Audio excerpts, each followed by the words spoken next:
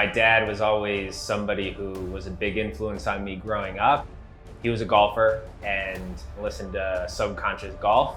He was big on the mental side of the sport and knew how important it could be. Every athlete knows that you can only go so far with a physical game, no matter whether that's tennis, golf, running, whatever.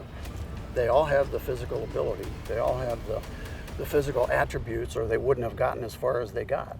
So that's not the challenge. The challenge is, can I have a mental game that makes me tough enough?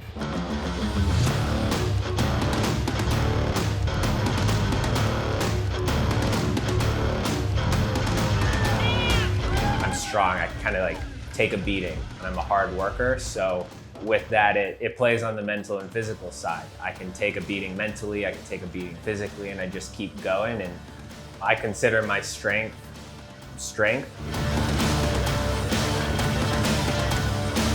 It's amazing to watch, and I just want to be more like him because you can't faze him. You can't bother him. Like, he's just, there's no other way to say it than he's so mentally strong.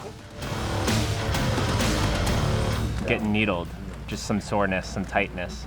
So some of them are all right, some of them shock a little bit. The muscle twitches, and that's when I go like, ooh, that was it.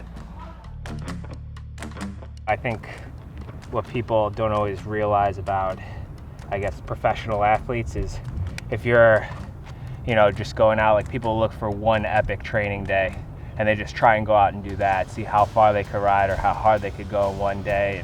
But that's not good training. It's consistently going out and putting work in and being able to look back at a certain block and know what I did was worthwhile and that I did it well and to the best of my ability. And like backing that up, I think, is what builds confidence, and trying to build on that and just focus on what you can do to be better.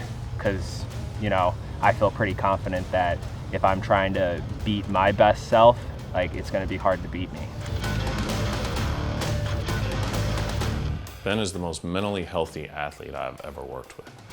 He doesn't get caught up in what everybody else is doing. He's patient. He doesn't judge his value based on a race result. He's not egotistical, so therefore it's hard to have setbacks even when you have a setback, you view it as an opportunity to learn and grow.